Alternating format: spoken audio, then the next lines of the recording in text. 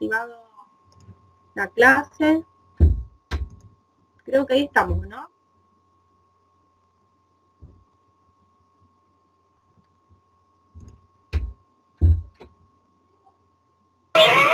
Sí, profe. Ya, perfecto.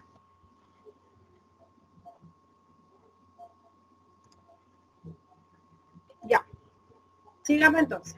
Ya.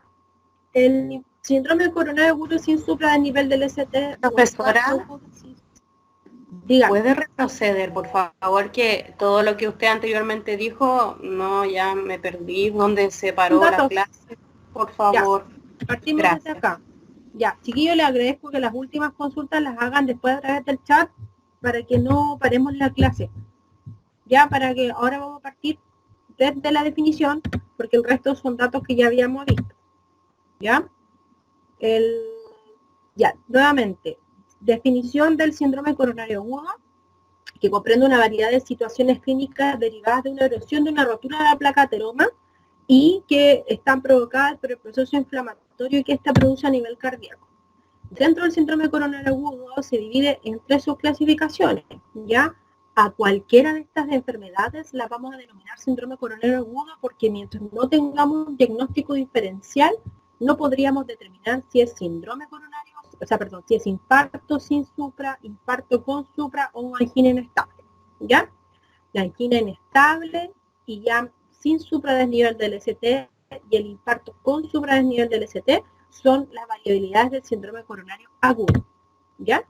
Dentro de la magnitud del problema, bueno, vimos que dentro de las garantías GES se incorporaron en el 2005 el infarto y se evaluó el impacto de este y mostró que había una reducción en la mortalidad dentro de los 30 días incorporado al sistema GES, es decir, la atención más rápida. ¿Por qué?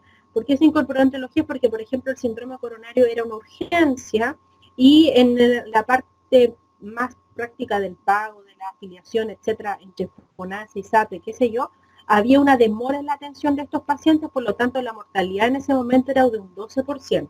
Al incorporar a la garantía GES y al ser más expedita la atención de urgencia de estos pacientes, la mortalidad igual disminuyó a un 8.6% entre los 30 días entre el periodo pre y post GES que se activaron respectivamente, ¿ya? Asimismo, se aumentó la indicación de una trombolisis que era de un 50%, aumentó un 61%, y la angioplastía coronaria percutánea, ¿cierto? Que la sigla es ACP, aumentó de un 2.3 a un 7.3% en los periodos respectivos, ¿ya? Es decir, que al incorporarlo a esta garantía explícita de salud, hizo más expedito el proceso de atención de urgencia en estos pacientes porque económicamente, por el tema de afiliación o por el tema de ser ISAPRE o FONASA, ¿cierto? Hizo más expedito el proceso. Ahora bien, el síndrome coronario agudo sin supradesnivel del ST o infarto sin supradesnivel del ST se produce por una reducción brusca del aporte de oxígeno que se llega hacia el miocardio, es decir, por una hipoxia hacia el miocardio como consecuencia de una ruptura o de una erupción de una placa aterosclerótica, ¿ya? Seguida de vasoconstricción y de una trombosis, ¿cierto?, de el vaso que se produjo la lesión, ¿ya? Suponiendo que este sea, ¿cierto?, el vaso sanguíneo, se produce la ruptura de la placa ateromatosis, ¿cierto? Y aquí hay una erosión de la lesión, ¿ya? Produciendo alteraciones a nivel vascular, ¿ya? También conocido como angina inestable, ¿ya? La angina inestable se diferencia de los infartos inocuos, ¿cierto? O infartos, y lo vamos a ver más adelante, por la ausencia de la elevación enzimática significativa. Ya sabemos que cuando se produce un evento coronario, dentro de las 3 horas siguientes se produce un aumento de la troponina, aumento CKMB, aumento de la CK total.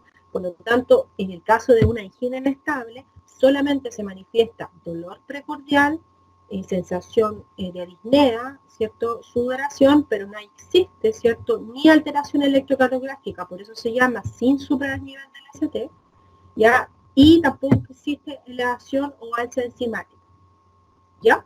En el dibujo que tenemos acá hay un corte de una arteria que está obstruida por un trombo, en este caso que produce la placa ateroma, ¿cierto? Se adhiere hacia la capa íntima del vaso arterial, por lo tanto produce un estrechamiento del lumen y el estrechamiento del lumen provoca que hay una disminución del flujo en la arteria. esta disminución del flujo produce que los glóbulos rojos o los hematíes, ¿cierto?, que se generan ahí se estanquen, provoquen un trombo que se llena de plaquetas y eritrocitos, ¿cierto? Y eso también contribuye a la disminución o la oclusión total o parcial del lumen arterial. El con supradenivel del ST o síndrome coronario agudo con supradenivel del ST involucra también la obstrucción de una arteria epicárdica coronaria que puede ser secundaria a la ruptura de una placa ateroma con trombosis, como en el ejemplo anterior. Hay una ausencia de circulación colateral entre las primeras 6-12 horas. Toda el área profundida por el vaso comprometido termina necrótico. Es ahí donde es de vital importancia resolver el cuadro del síndrome coronario dentro de las primeras 4 a 6 horas de producción del evento coronario. ¿Ya? Las lesiones ateroscleróticas por esta enfermedad simplemente es que hay una acumulación, como se ve por aquí, ¿cierto?, de una placa ateroma que no está dentro del lumen, sino que produce en la capa íntima de la arteria, ¿cierto? Está la capa íntima, la muscular, ¿cierto? Las otras capas a nivel del músculo de la arteria, ¿cierto?, de la estribillo de la arteria, lo que va produciendo es que vaya ocluyendo o cerrando el lumen arterial. Si a esto le asociamos un acúmulo, ¿cierto?, de un trombo o de un coágulo, disminuye aún más la luz de la arteria y por la cual puede ser irrigada. ¿Ya? La lesión aterosclerótica característica es la placa ateroma, por lo tanto el fenómeno que da inicio a la placa no están completamente establecidos. Como lo vimos anteriormente, se pueden relacionar al aumento del consumo de comidas ricas en colesterol, en grasas saturadas, ¿cierto?, a la falta de ejercicio, pero existe un grupo determinado de personas que tiene una enfermedad llamada hipercolesterolemia familiar, que es la acumulación de colesterol o placas de ateroma, ¿cierto?, de manera hereditaria. Por lo tanto, tenemos personas que van a ser deportistas, que consumen alimentación saludable, que sin embargo, a pesar de todo lo que puedan cuidarse por factores externos, van a generar cierto un aumento en el colesterol circulante, por lo tanto favorecen también la placa de aterosclerótica, ¿ya? Pero en relación con la penetración y acumulación subendotelial del colesterol, lo que estaría facilitando el daño de la capa íntima arterial, produciendo por factores de hipertensión arterial, la diabetes, tabaquismo, el estrés, etc. Se produce una acumulación subintimal de macrófagos, ¿cierto? Una infiltración y diferenciación de células musculares lisas responsables del aumento del tejido conectivo, es decir, aquí hay la acumulación, y se produce claramente el daño endotelial formando trombos dentro del interior del lumen. Es decir, la placa ateroma va cubriendo la capa íntima, ¿cierto? Se va produciendo una lesión del endotelio y produce generalmente la formación de trombos, lo que conlleva la falta de irrigación. Y se ve aquí, por ejemplo, que sea el vaso alterado, la falta de irrigación y la necrosis, ¿cierto?, del músculo cardíaco. Otro ejemplo aquí tenemos, ¿cierto?, la capa células musculares de músculo liso. En la arteria, ¿cierto?, aquí está la luz arterial o vascular acompañada de las placas de ateroma, por cierto, y obviamente plaqueta, eritrocito, etcétera. El acúmulo o el núcleo lipídico, ¿cierto?, necrótico que aparece aquí, que es el acúmulo de la placa de ateroma que está ocluyendo en la íntima del vaso sanguíneo, y por supuesto por la ruptura, ¿cierto?, o la lesión del vaso sanguíneo se produce aquí la acumulación de trombos, lo que va haciendo que disminuya cada vez más la luz arterial, disminuyendo, ¿cierto?, el grosor del vaso sanguíneo, impidiendo que se irrigue correctamente el músculo, llegando a la isquemia y a la necrosis. ¿Ya? Existen dos formas de clasificar la placa ateroma, que sería la placa estable, donde posee un alto contenido de elementos fibrosos e incluso calcificados, ¿ya? Es un cuadro lentamente progresivo y en estas características encontramos pacientes que manifiestan anginas estables, es decir, que manifiestan compromiso de disnea respiratorio o algo así a través del ejercicio, ¿cierto?, etcétera. Y en la placa inestable, que contiene un alto porcentaje de contenido graso y de macrófago, la evolución se caracteriza por mayor incidencia por accidentes agudos o por anginas inestables. Es decir, que en reposo esta placa se puede desprender y generar algún tipo de manifestación clínica o derechamente un infarto miocárdico. En el caso... profe, disculpe, perdón por interrumpir, pero es que se escucha muy mal y va muy rápido y estamos comentando en el chat hace rato y no ha leído. Que yo no, chiquillas, no puedo ver el chat cuando hago la clase. Por eso insisto, las clases son... En el chat se puede ver cuando terminan las clases. Lamentablemente la aplicación no está para ir viendo el chat al mismo tiempo. ¿Ya? Ahora, lo que voy pasando rápido es materia de fisiología. Ni siquiera hemos llegado al cuadro clínico y al caso clínico que debemos tratar. ¿Ya? Estoy pasando rápido las clases que corresponden a la formación de placa de ateroma, antecedentes personales, antecedentes mórbidos de los pacientes que ustedes deberían tener incorporados dentro de la clase de fisiología. ¿Ya? Con respecto al audio, no sé qué tan puede ser, le estoy subiendo el audio, estoy haciendo la misma clase que hice delante, exactamente igual, con las mismas características y todo, y en el chat anterior no tuve problemas. ¿Ya?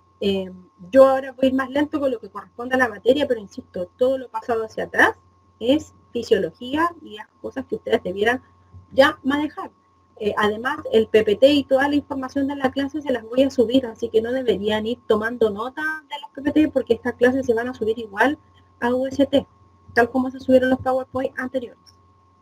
¿Ya? Y como les digo, no puedo leer el chat al mismo tiempo que hago la clase.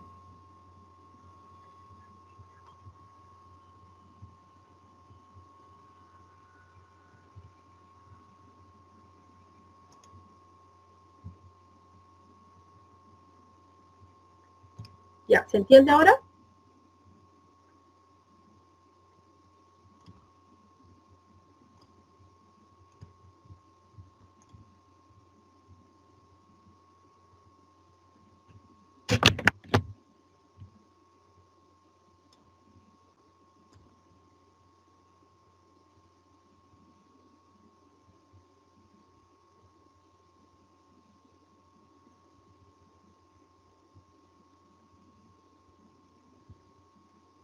Ok.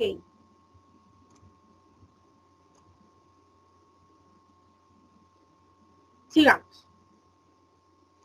Entonces, en el caso clínico que teníamos delante, la misma paciente que vimos al principio, que había llegado con dolor precordial, que había llegado con sintomatología clínica o un síndrome coronario agudo. Ya en el servicio de medicina donde se encontró hospitalizada y ustedes la recibieron, el paciente permaneció en reposo, sin embargo, a las 2 horas de la llegada del paciente refiere dolor precordial opresivo, EVA 8 de 10 y empieza a sudar y se agregan náuseas. ¿Ya? En este caso, lo que deberíamos diferenciar es si este paciente está cursando con un síndrome coronario agudo con supradesnivel del ST. ¿Ya? ¿Para qué saber eso? Porque va a ser nuestra conducta a seguir en este caso clínico. ¿Ya? Saber si este paciente cuenta o no con las derivadas, con un electrocardiograma de 12 derivadas para identificar el supradesnivel.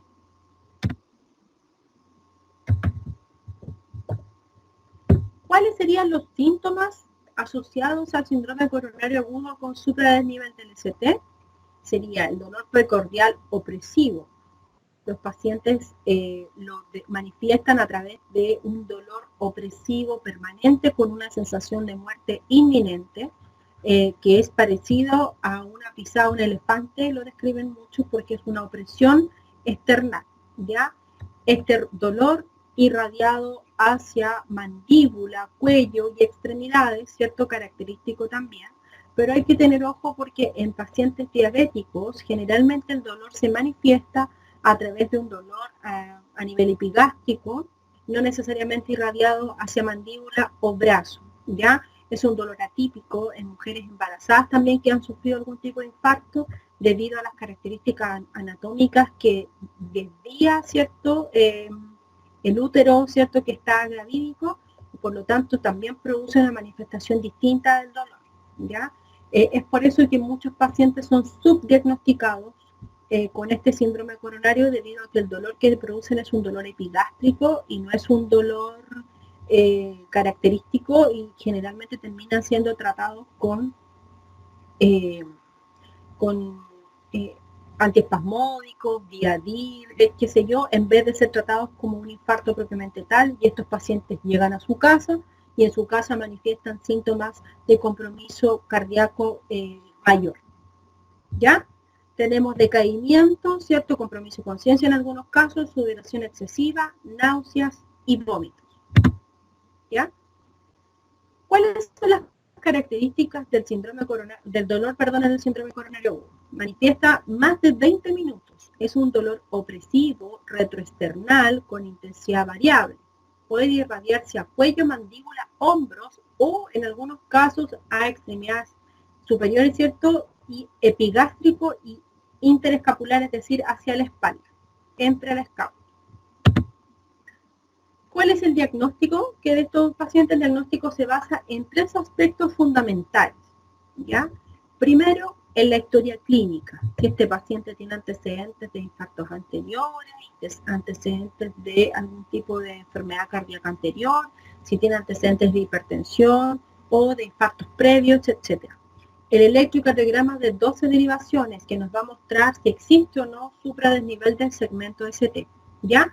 Y alteración enzimática posterior, por supuesto que eso lo vamos a ver una vez hayan pasado 3 horas del evento coronario, ¿ya? Hay que confirmar el diagnóstico precozmente, ya que la evolución del daño es progresiva y rápida, ¿ya? Entre los 20 y 30 minutos de ocluida la arteria empieza la necrosis miocárdica, por tanto, el tiempo en este caso es vital.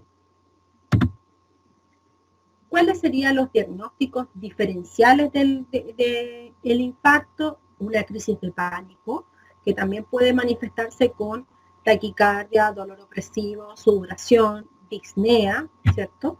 El espasmo esofágico, que puede producirse en pacientes que tienen una gastritis crónica, el enfisema mediastínico, que se puede deber a una perforación o una lesión mediastínica, por lo tanto genera aumento del volumen, ¿cierto?, de inflamación del mediastino, el neumotórax como causa, ¿cierto?, de alguna lesión pulmonar, el TEP o tromboembolismo pulmonar, ¿cierto?, que también puede producir compromiso súbito respiratorio, dolor precordial, disnea, las pericarditis como inflamación del músculo cardíaco, disección aórtica, ¿cierto?, angor inestable o el infarto propiamente tal, ¿ya? Para poder determinar si este paciente está cursando con una angina inestable o un infarto, se requiere tomar un electro de 12 derivaciones, ¿ya? A modo de recordatorio, el electro de 12 derivaciones, el dibujo como aparece acá, con B1 en el cuarto espacio intercostal, línea media, ¿cierto?, external, el B2 frente a B1 en el mismo cuarto espacio intercostal, ¿cierto? B4 que se encuentra en el quinto espacio intercostal, en la línea media clavicular, B3 entre medio de B2 y B4, B5, ¿cierto?, quinto espacio intercostal, ¿cierto?, línea axilar anterior, y B6, igual quinto espacio intercostal, línea media axilar en el lado izquierdo, ¿ya? Si tuviéramos que evaluar un infarto de pared posterior, ¿cierto?, o un infarto de otras características, podríamos tomar las derivadas del lado izquierdo y del lado derecho también, ¿ya? O también en algunos casos se toman electrocardiogramas posteriores, ¿ya? ¿Qué principalmente buscamos en el electrocardiograma? Evaluar en este paciente que exista un supradesnivel, es decir, un aumento en el tamaño en el segmento ST. Dentro de este electro, ustedes pueden ver en la imagen un electrocardiograma tomado en un paciente con un infarto en donde muestra un aumento del segmento ST en B1, pero de forma más marcada en B2, en B3, en AB. Si ustedes se fijan, aparece un aumento, ¿cierto?, muy marcado del segmento ST, ¿ya? En otro ejemplo, tenemos también acá un aumento del segmento ST en B2, ¿cierto? Ustedes pueden ver acá cómo se marca con el cursor, en B3, ¿cierto? Y en AB. Sigamos con nuestro caso clínico. El electrocardiograma de esta paciente que ustedes venimos haciendo seguimiento muestra una elevación del segmento ST en la pared anterior. Las enzimas cardíacas se encuentran alteradas, dolor precordial que aumentó a 10 de 10. El médico de turno decide activar hemodinamia de urgencia. ¿Ya? Hasta aquí, ¿cuál va a ser la tarea de ustedes?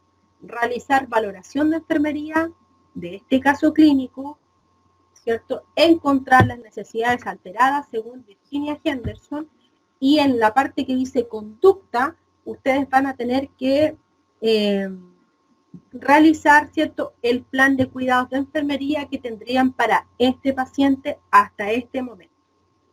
¿Ya? No sé si tienen dudas respecto a esta tarea.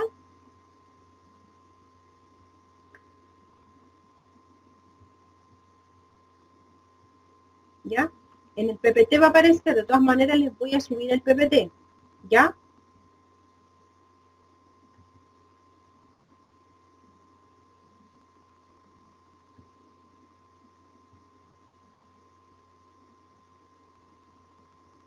¿Alguna duda con el caso clínico?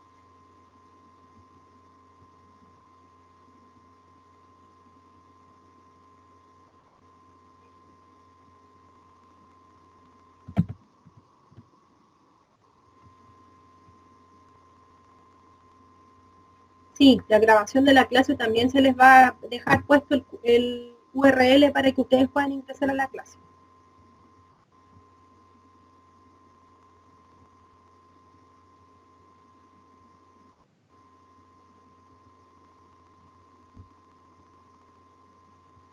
Sigamos, chicos, entonces.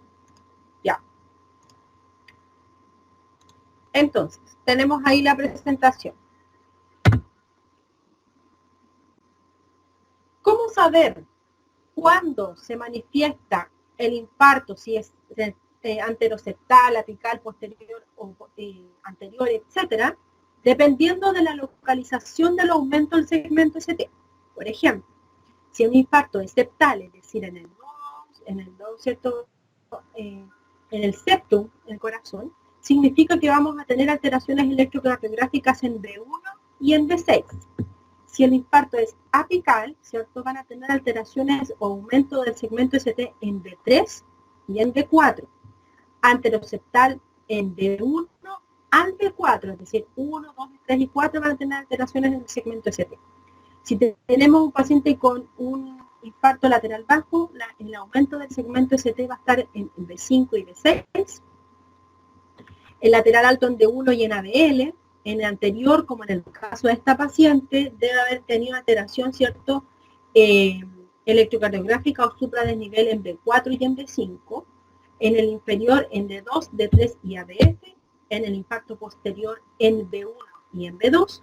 Y en el caso del infarto transmural o infarto no Q, no hay un supradesnivel, sino que hay un infradesnivel, es decir, una disminución del segmento ST por bajo la línea isoeléctrica, y hay una disminución en el voltaje de R durante el trazado electrocardiográfico. ¿Ya? En vez entonces de haber un supradesnivel, van a encontrar un infradesnivel, es decir, hacia abajo va a verse alterado el electrocardiograma. ¿Ya? En cuanto a los biomarcadores cardíacos que vamos a tener que complementar a nuestro estudio adicional al electrocardiograma, tenemos la mioglobina, la CPK, ¿cierto?, total, la CPK-MB, que la CPK-MB es específicamente para el músculo cardíaco, ¿ya? Tenemos la troponina I, troponina T, ¿cierto?, y LDH. Cuando el paciente ingresa al servicio de urgencia con un síndrome coronario agudo o con algún tipo de manifestación cardíaca, la primera atención a este paciente debe incluir el electrocardiograma. El diagnóstico diferencial de un infarto o de una angina tiene que ser siempre el electrocardiograma.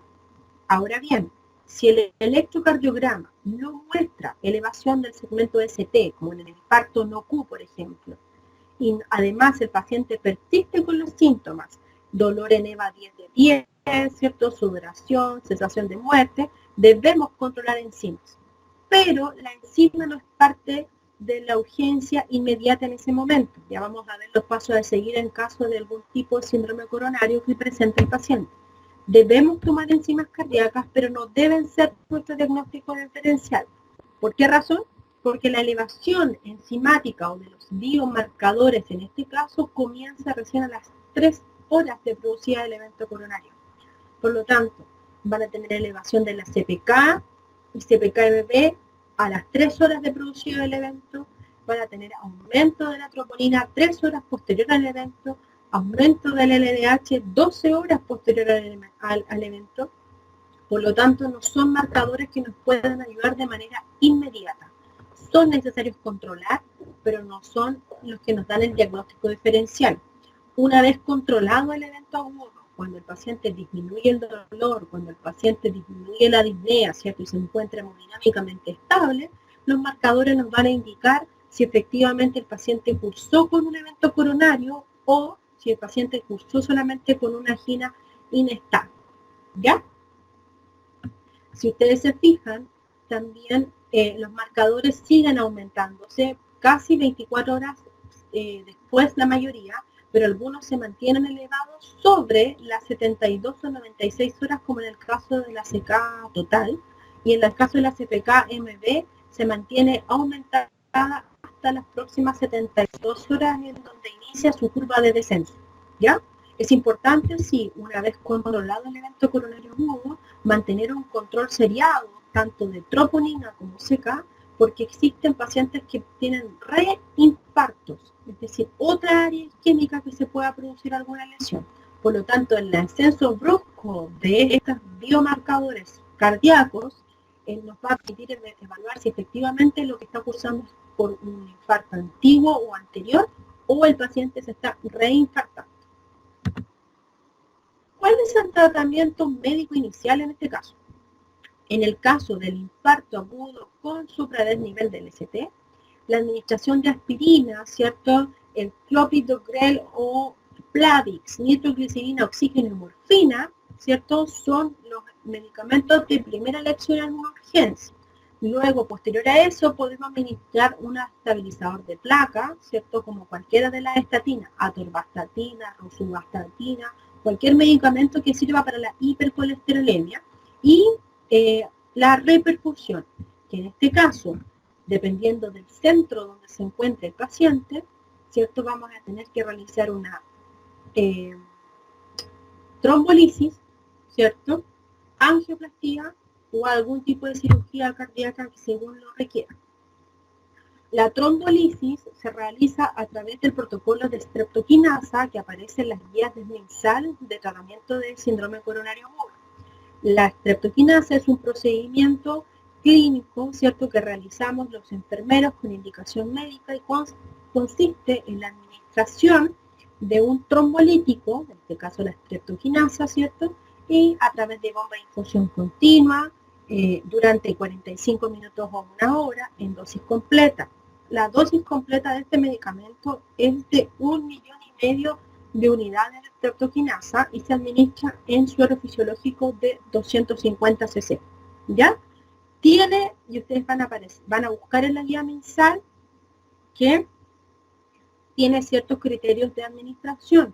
Los pacientes no pueden estar recientemente operados, no deberían tener lesiones recientes. ¿Ya? Cuando un paciente le pregunta si acaso usted ha sido operado últimamente, la pregunta debe ser un poco más específica, porque operaciones no se refiere solo a entrar a pabellón y hacerse una operación, por ejemplo, de carácter abdominal, que es lo primero que cruza por la mente de un paciente.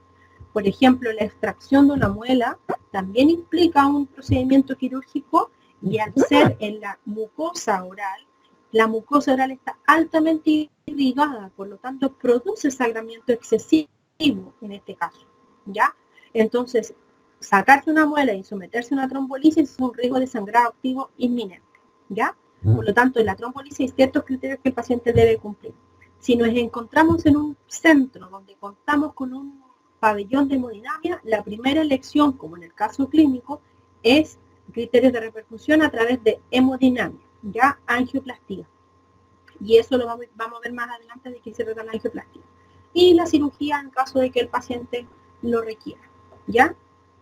Dentro de los medicamentos que va a administrar, la sigla MONA, que es muy conocida por ustedes o por todos, o por varios, ¿cierto? Que muestra la morfina, oxígeno, nitroglicerina y aspirina, y a eso adicionamos, ¿cierto? El Plavix o el Copidogrel, que es el nuevo medicamento que también es un antiagregante plaquetario muy potente.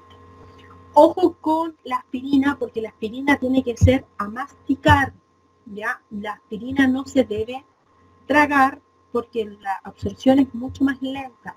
Lo mismo que la nitroglicerina o trinitrina sublingual, ¿ya? Se administra de manera sublingual porque a través de la mucosa oral es mucho más efectivo y mucho más rápido la absorción de este medicamento versus la administración oral, ¿ya? Se demora mucho más la absorción. En el caso del infarto agudo al miocardio sin supradesnivel del ST, también las características de tratamiento médico son iguales, la administración de aspirina, Plavix, pero adicional a la nitroglicerina vamos a administrar un anticoagulante, ya sea heparina sódica no fraccionada o heparina de bajo peso molecular, ¿ya? ¿Por qué se adiciona la terapia anticoagulante? Porque estos pacientes por lo general no se trombolizan, ¿cierto? No se realiza trombolisis inmediata, pero al administrar un anticoagulante asociado, ¿cierto?, a un agregante plaquetario, nos permite que se estabilice el trombo y no genere mayor oclusión. Por lo tanto, es una medida retardada o una medida preventiva para evitar, ¿cierto?, que se forme una placa trombótica. Y además también podemos administrar el estabilizador de placa como una atorvastatina, la monitorización continua y podemos derivar para reperfusión y en este caso sería la angioplastía coronaria, ¿ya? Y en el caso de la angina inestable también administramos aspirina, nitroglicerina, heparina, oxígeno, morfina, el estabilizador de placa, pero aquí ya no requiere reperfusión, sino que más bien se administra tratamiento con betabloqueantes, ¿cierto?, con IECAS, algún tratamiento de base, etcétera, del paciente. No requiere específicamente un manejo para reperfusión coronaria. ¿Ya? ¿Cuáles serían las complicaciones precoces del infarto agudo del miocardio? Principalmente las arritmias de origen ventriculares, supraventriculares y los bloqueos, ¿ya? Por eso que después vamos a ver la clase de arritmia. La insuficiencia cardíaca miocárdica, ya sea mecánica, ¿cierto?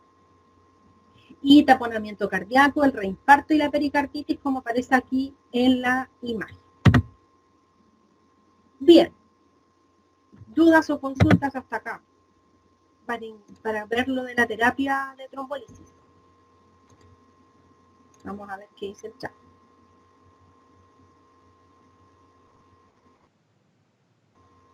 Ya, ¿de qué forma puedo identificar si tiene un reinfarto o un infarto con los biomarcadores cardíacos? Lo que explicaba recientemente. Los marcadores tienen una elevación de sobre 3 horas, ¿cierto? A partir de las 3 horas hay una elevación que es sostenida, ¿cierto? Luego de eso hay una disminución también progresiva de los marcadores. De hecho, cuando ustedes toman el examen de troponina, ¿cierto?, si se toman en el mismo centro, por ejemplo en el hospital y el paciente está hospitalizado en el servicio de medicina, en urgencia, ustedes toman la troponina y en ese examen, además del resultado, les va a mostrar el seguimiento del anterior. Y ustedes pueden ver si la curva va en descenso o en aumento. Si ustedes tienen un paciente con un síndrome coronario agudo controlado y resuelto el problema, el paciente está sin dolor, el paciente está sin complicaciones, ¿cierto?, lo que va a hacer es que supuestamente el marcador debería ir en descenso. Si el paciente dentro de esos días que estaba resuelto el síndrome coronario presenta aumento del dolor o algún tipo de manifestación clínica que nos esté indicando que el paciente se está infartando, ustedes al controlar el biomarcador, por supuesto que no aparezca en el electro, porque en el electro va a aparecer inmediatamente el infarto.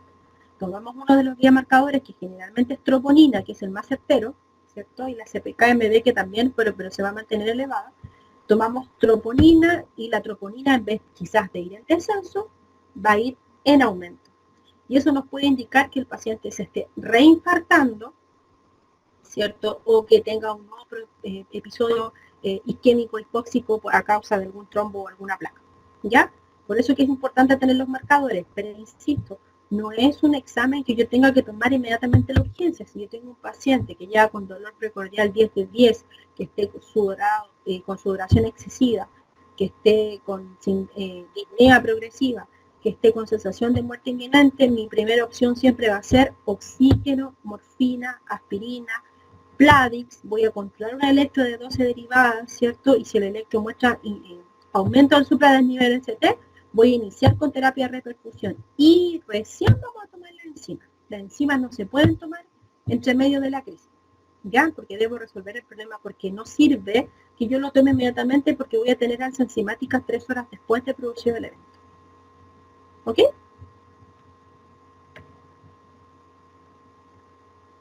Morfina SSOS. La morfina se administra una vez y en dosis de 3 a 5 miligramos endovenoso, ¿ya? Y SOS administramos morfina. La aspirina se administra sí o sí, el oxígeno y la nitroglicerina va sí o sí, va dentro de los medicamentos. Y la morfina se administra una vez y SOS, ¿ya? Recuerden que tenemos que buscar y evaluar cómo se administra la morfina, porque la morfina viene en ampollas de 10 miligramos en 1 ml y la administración que yo debo hacer en estos pacientes son de 3 miligramos endovenoso por una vez. Por lo tanto, tengo que diluirlo, llevar la morfina a 10 cc de suero fisiológico y en esa jeringa de 10 cc solo administro 3, ¿ya? En todo caso, si tienen alguna duda, lo revisamos después y les puedo mandar un ejercicio de morfina. Sigamos entonces. Ya. Trombolisis. La trombolisis, este procedimiento consiste en la administración de un fármaco endovenoso, como la streptokinasa en este caso, que es lo que utilizamos en Chile y en nuestros centros hospitalarios, la Alteplase, ¿cierto? El Ateplase, la Tenecplase, que son otros medicamentos de otras.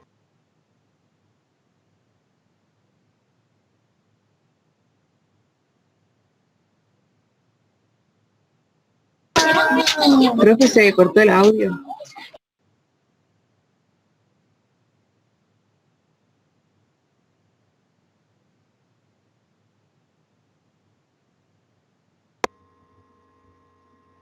Ahora sí.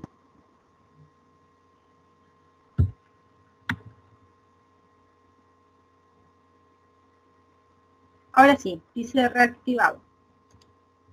Ya. Ya, entonces, repito, la trombolisis, ¿cierto? Es un procedimiento por el cual consiste en la administración de un medicamento endovenoso, la streptokinasa, como les decía, y cuyo fin, ¿cierto?, es lisar o romper el coágulo para restaurar el flujo coronario. Lo importante es tener claro que la diferencia entre trombolisis, ¿cierto?, y anticoagulación. La trombolisis es la ruptura del coágulo que está ocluyendo el lumen arterial. En cambio, la anticoagulación es el impedimento para que se forme un nuevo coágulo. Por lo tanto, la streptokinasa y la heparina no son lo mismo, ¿ya? No da lo mismo administrar heparina que streptokinasa, ¿ya? Son dos conceptos sumamente distintos. ¿Cuál es el rol de enfermería post-trombolisis? Pero yo me voy a referir primero al rol de enfermería pre-trombolisis. Van a encontrar ustedes en la guía MinSal en el protocolo streptokinasa las características definitorias del procedimiento, pero además van a encontrar cuáles son las excepciones para el procedimiento streptokinasa, dentro de los cuales ya les dije, cirugías previas en algunos pacientes, hasta sacarse una muela, por ejemplo, pero además, en los adultos mayores de 65 años, la dosis a administrar debiera ser 750.000 unidades y no 1,5 millones como realmente sucede, ¿ya? ¿Por qué? Porque en el caso de los adultos mayores, los pacientes tienden a realizar más microinfartos cerebrales, por lo tanto, el riesgo de resangrado o sangramiento cerebral es importante en esos adultos mayores, por el motivo no se utiliza la dosis completa de streptokinasa. Otra cosa importante, al momento de someter a un paciente a un procedimiento de trombolisis, se deben administrar 2 vías venosas de grueso calibre, idealmente entre 18 y 20, una en cada brazo. Por un brazo administramos la streptokinasa, que se administra en 1 hora aproximadamente. La monitorización continua debe ser entre 5 y 15 minutos, ¿cierto? Se toma un electrocardiograma de base. Luego de eso, una vez administrado el procedimiento, debemos tener el control en la monitorización continua del paciente.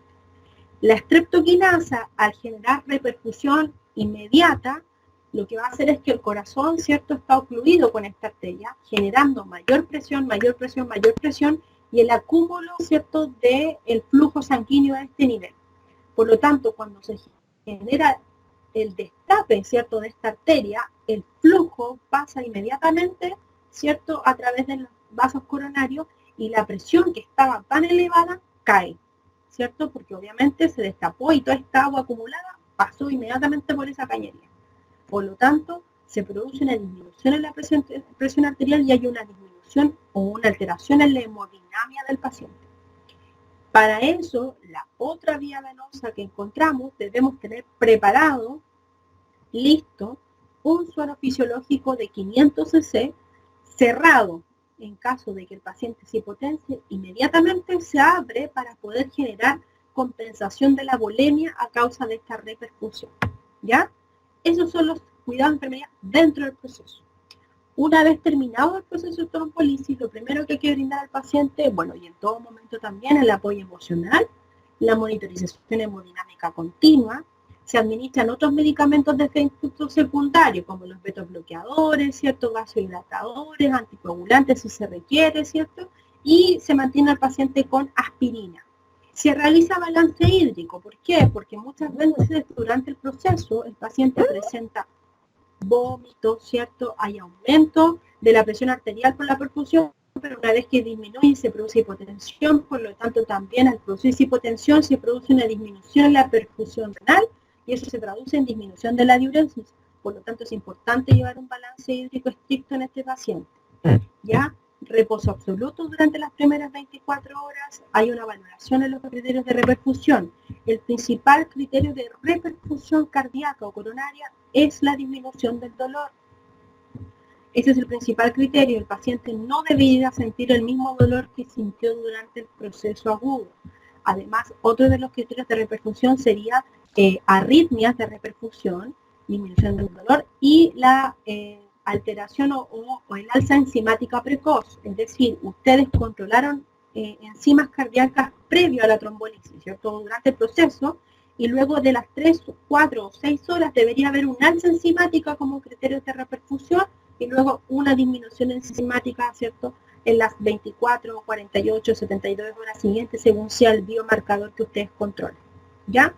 Una vez que el paciente pueda levantarse, hay que evaluar la tolerancia física, evaluar los criterios de reinfarto, lo que hablábamos de antes, ¿cierto? La aparición nuevamente del dolor precordial a pesar de medidas de trombolisis, nuevamente deberíamos tomar un electro y biomarcadores, la educación y orientación y el control seriado de ansia enzimática para ir viendo en la curva, lo que les decía, ver si la curva va en descenso o si va en aumento, ¿ya? El electrocardiograma diario y SOS en caso de que se presente dolor y derivar nuevamente al equipo multidisciplinario, ¿cierto?, antes de su alta, que sería nutricionista, quina, asistente social, etc. ¿Ya? ¿Cómo clasifico el infarto? Si bien es cierto, el infarto en sus diferentes modalidades puede producir ciertas características, hay parámetros asociados a la insuficiencia cardíaca en un infarto que puede determinar si este tiene más o menos riesgo de mortalidad.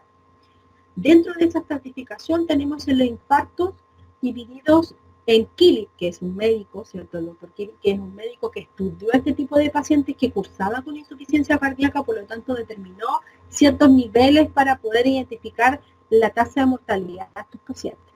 El infarto Killip 1 se manifiesta sin insuficiencia cardíaca, por lo tanto la mortalidad de estos pacientes es alrededor del 4 o 5%. El paciente con Killip 2, ¿cierto?, es una insuficiencia cardíaca moderada, es decir, pequeña congestión pulmonar que se puede transformar en una disnea, se puede manifestar con oliguria y eso eleva la mortalidad a un 10% de los pacientes. El infarto agudo miocardio Sí, eso me imagino. se Comienza refiere... en tranquilo. Ah, recién así siempre. Dígame. Sí, es.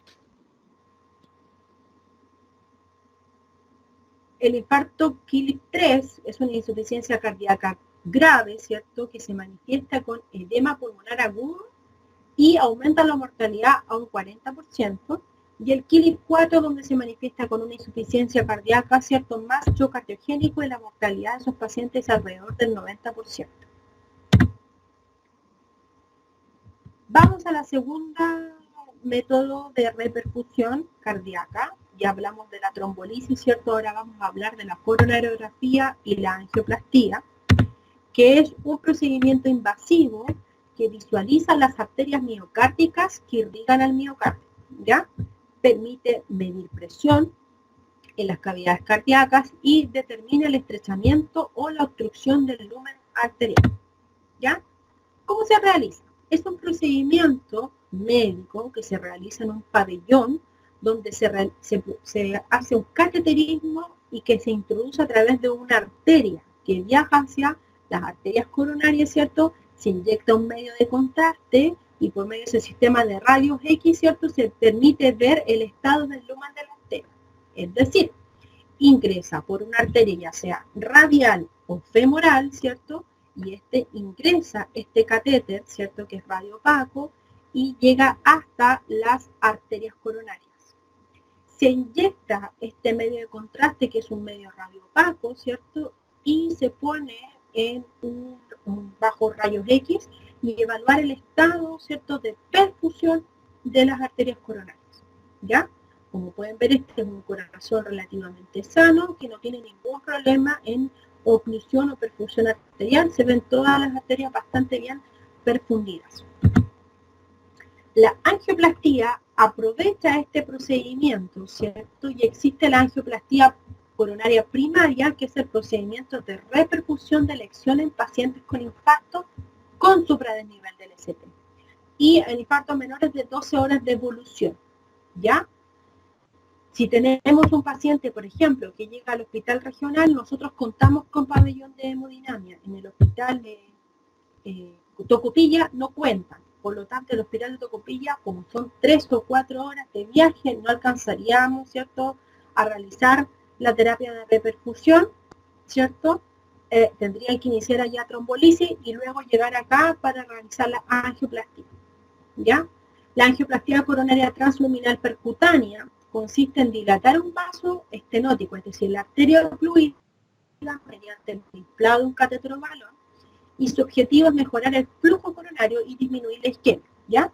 Y una vez terminado el procedimiento, se instala un balón o un stent, ¿ya? ¿Cuál es el rol de la enfermera o enfermero durante el procedimiento de angioplastía?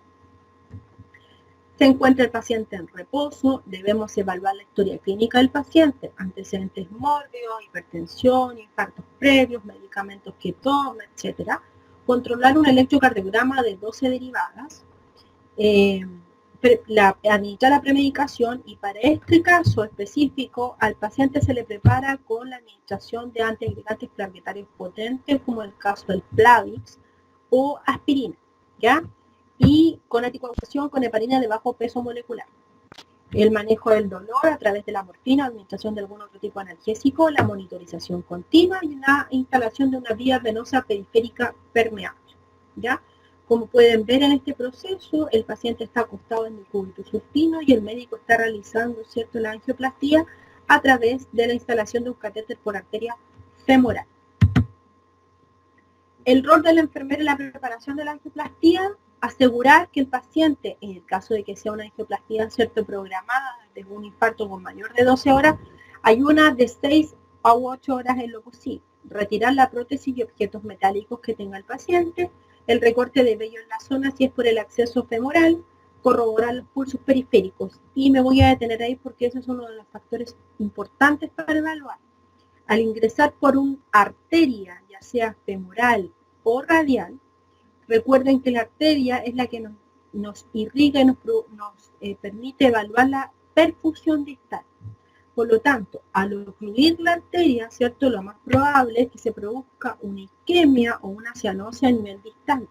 Siempre es importante comparar ambos pulsos pedios, ¿cierto? Y la perfusión distal a nivel de las extremidades superiores.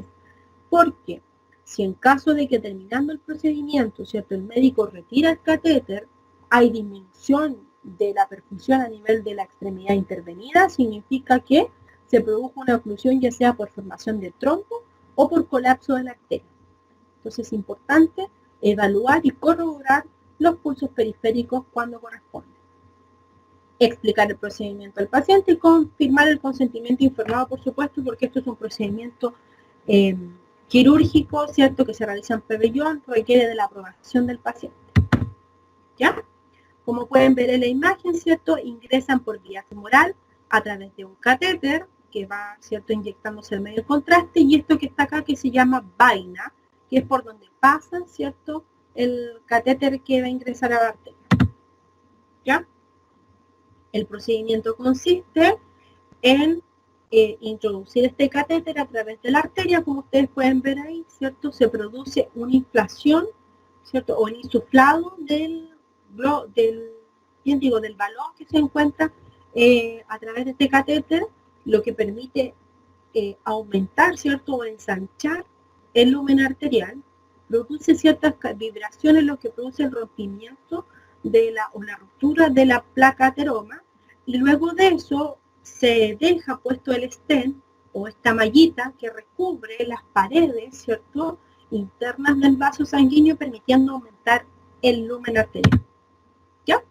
Aquí en otra forma, ¿cierto? La placa de grasa en el interior de la arteria que se ve aquí. Se sitúa el balón o el stent que está por encima y dentro de la presión, entonces ingresa a través del catéter. Se hincha el balón para poder producir la expansión o la extensión de la arteria, ¿cierto? Y esto también permite que estas placas de ateroma se vayan disminuyendo y quebrando, ¿cierto? Y se deshincha el balón y se retira el stent y queda expandido la arteria. Es decir, que esta malla protectora, que es el ejemplo más gráfico, es cuando ustedes viajan por carretera, en las carreteras nuevas, ¿cierto? A través de los cerros hay unas mallas metálicas que sujetan, que evitan que las piedras caigan hacia la carretera, en la misma función que produce el stent, sujeta, ¿cierto? Y evita, ¿cierto? Que se vuelva a estrechar el lumen y mantiene, ¿cierto? Abierta la arteria coronaria. Post procedimiento, el rol de enfermería es tranquilizar al paciente, mantener la monitorización continua, vigilar los sitios de punción para evaluar que no se produzcan hematomas o sangramientos, ¿cierto? O que se haya retirado la vaina. Se retira el introductor femoral, que lo debe realizar el médico, pero nosotros debemos asistir al procedimiento. El médico es hemodinamista y durante el procedimiento el paciente se debe monitorizar en todo momento. Posterior al retiro se deja un apósito compresivo, se mantiene en reposo el paciente y ahí se mantiene la observación continua de complicaciones y perfusión de la extremidad. Una vez que el paciente pueda levantarse, hay que valorar la tolerancia física de este paciente. ¿Qué es importante saber también? Se debe marcar con plumón el sitio de toma de pulso periférico para evitar que se nos pierda el pulso, ¿cierto? La extremidad inferior no se puede mover por 6 horas, ¿ya? El reposo absoluto se debe respetar. En caso de compresión radial se utiliza una Tri-Band o una TR-Band, ¿cierto? Que hay que desinflar con compresión. Ahí les voy a mostrar la foto, que es un manguito que se insufla para permitir que se mantenga la compresión radial, ¿ya? Observar la perfusión de la mano y la sensibilidad y si aparece sangramiento y mantener al paciente con la vaina hasta que el médico haga retiro de ella. En el caso de ingresar, ¿cierto? Por vía radial, ingresa el catéter por acá, como es una arteria, se hace una compresión constante de eso. Se utiliza, ¿cierto? Una venda compresiva para la arteria para evitar, ¿cierto? Que sangre, y luego de eso se instala, ¿cierto? Un baloncito, una muñequera de presión para evitar, ¿cierto? Que siga sangrando. Y en este caso, porque ustedes se fijan aquí, si se infla con un balón, que esto como un globito inflado, y hay que estar evaluando la perfusión distal, la coloración, etcétera, del paciente. Si no realizamos el procedimiento corresponde, las complicaciones de la punción arterial son las siguientes. grandes hematomas que comprometen un área extensa de la extremidad, ¿cierto? Aumento de volumen en la zona donde se realizó el procedimiento y aumento del hematoma y edema de la zona, que si ustedes se fijan aquí, genera un proceso que se llama síndrome compartimental. Este síndrome compartimental produce compromiso de la extremidad a nivel distal. Es decir, este síndrome compartimental lo que hace es ocluir a nivel distal el resto de los vasos sanguíneos de la extremidad, produciendo isquemia y necrosis o cierto falta de disminución de la perfusión a nivel distal, porque está presionando, ¿cierto?, el paquete vascular. ¿Ya? Por lo tanto, es importante seguir las medidas de cuidados post procedimiento. ¿Ya?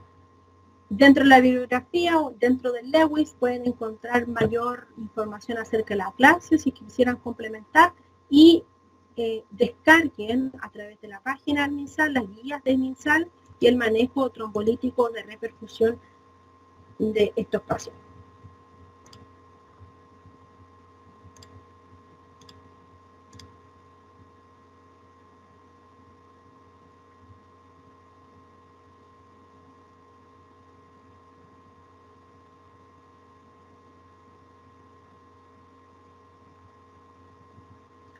Las guías del MinSal aparecen como guías de infarto y aparecen como trombolisis o protocolo streptoquinasa, también lo van a encontrar en las guías MinSal.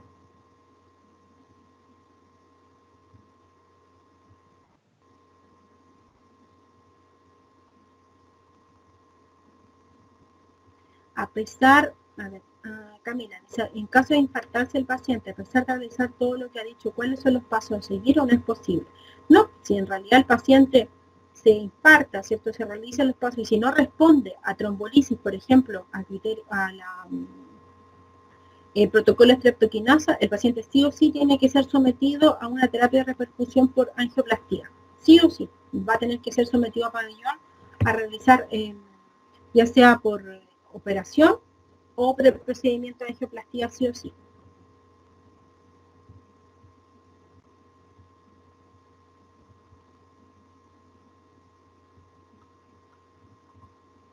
Ya. Si no hay más dudas, seguimos entonces con la clase de arritmias en la primera parte.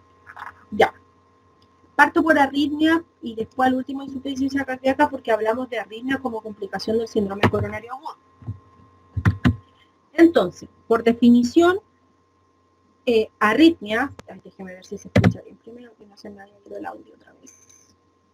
Ya, perfecto, estamos bien.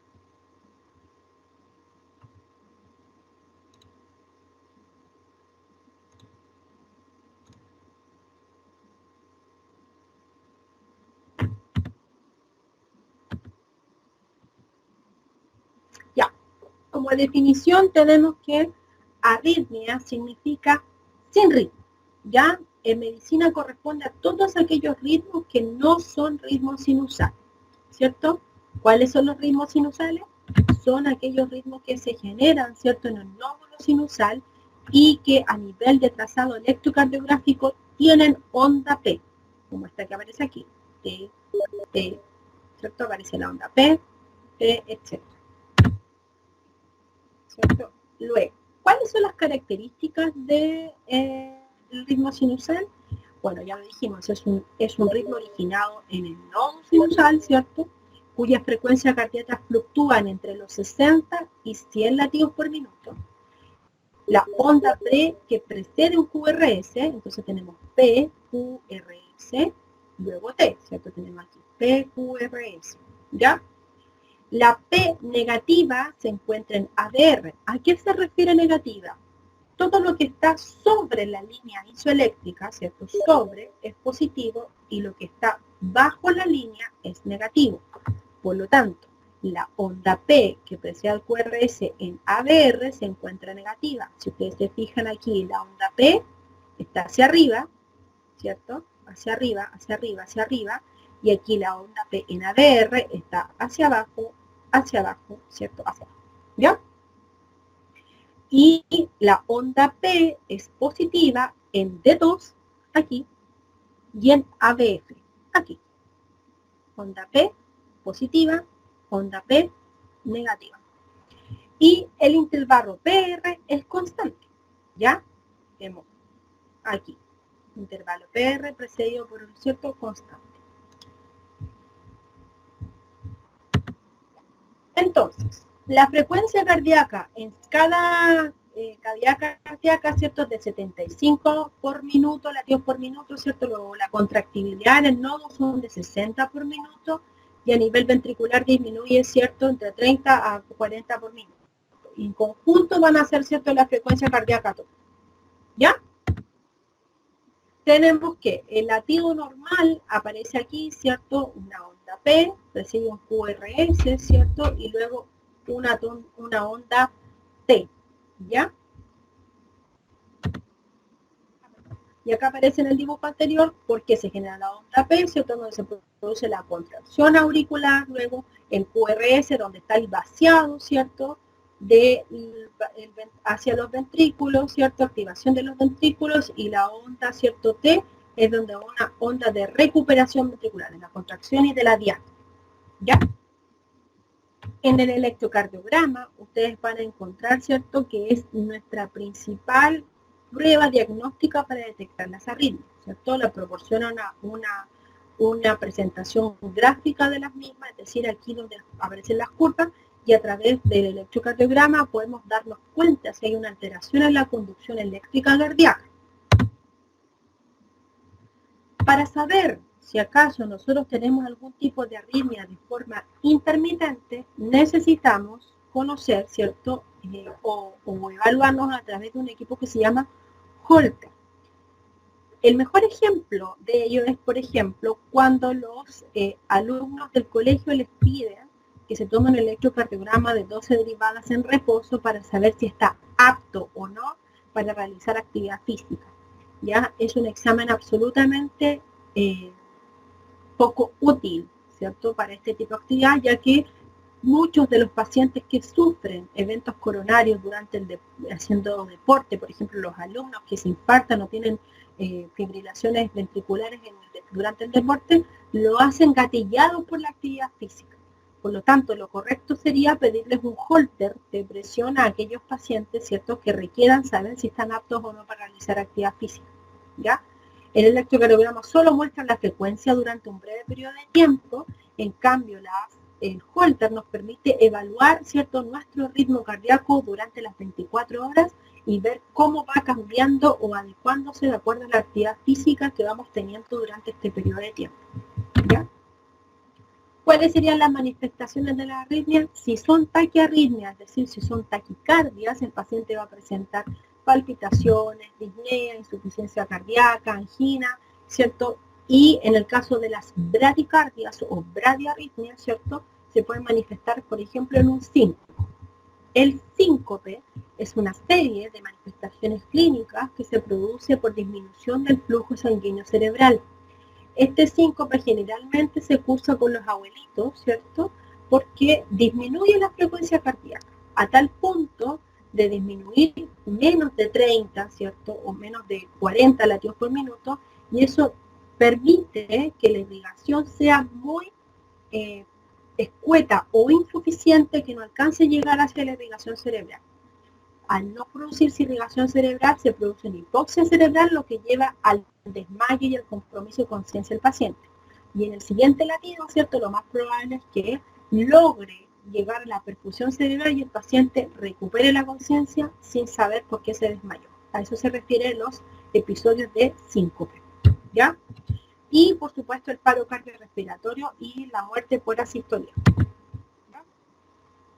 Las causas de las arritmias pueden ser varias. Puede ser por prolapso mitral, valvulopatías, cardiopatía isquémica, medicamentos, alteraciones electrolíticas como por ejemplo la hipercalemia o drogas también, ¿cierto? En pacientes que están consumidores de cocaína, por ejemplo, se puede rápidamente relacionar el consumo de drogas con, por ejemplo, el paro cardíaco o arritmias cardíacas en pacientes jóvenes.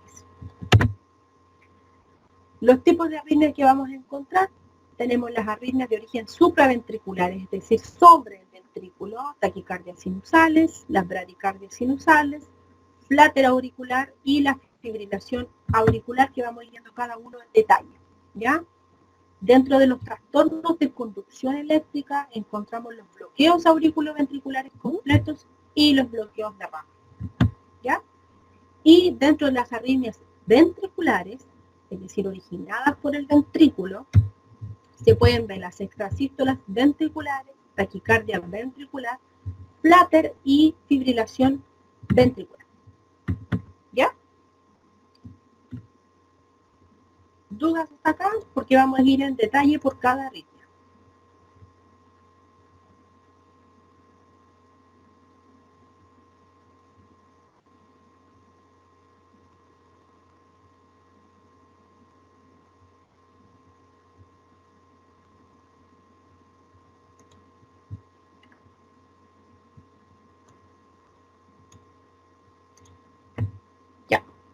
Sigamos.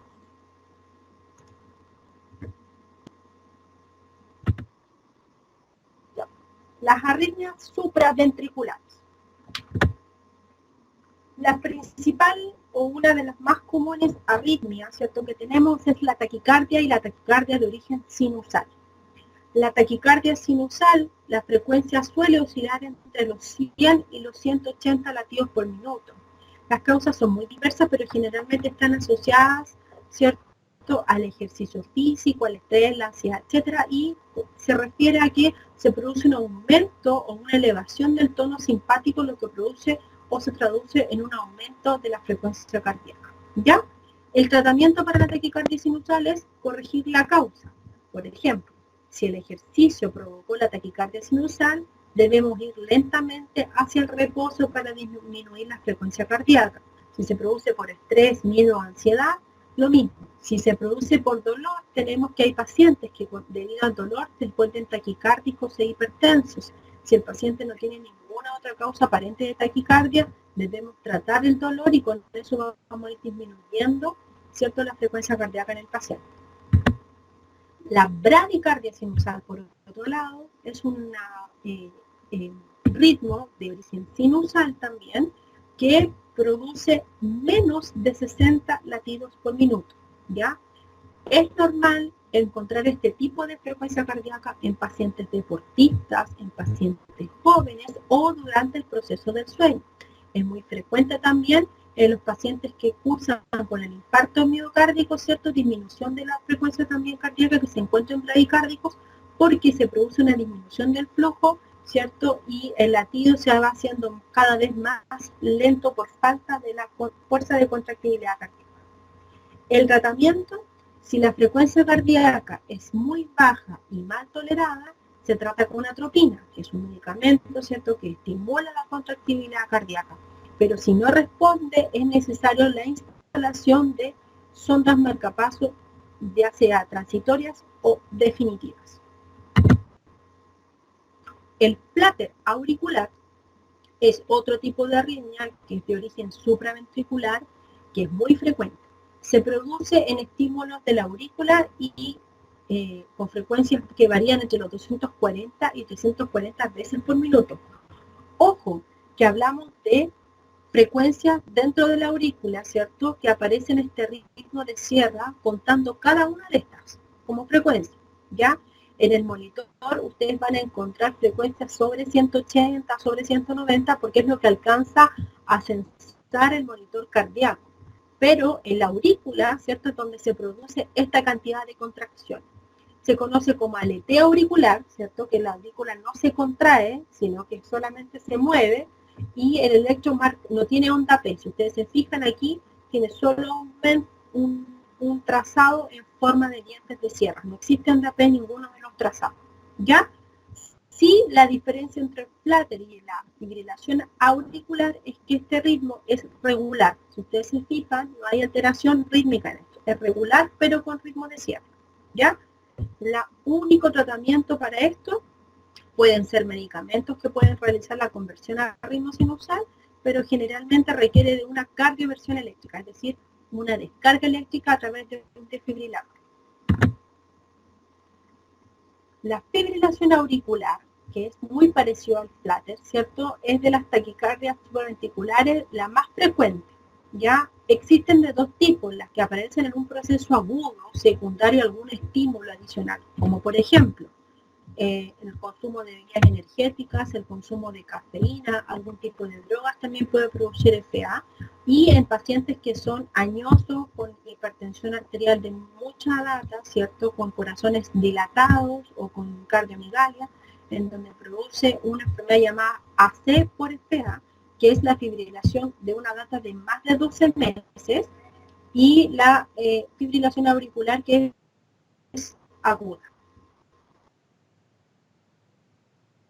Dinámicamente la contracción auricular es ineficaz y en el electrocardiograma nuevamente no aparece la onda P, pero a diferencia del flutter, que ustedes pueden ver que aquí es ritmo regular, en la fibrilación auricular, el ritmo es irregular. Fíjense aquí, ¿cierto? Irregular, regular, irregular.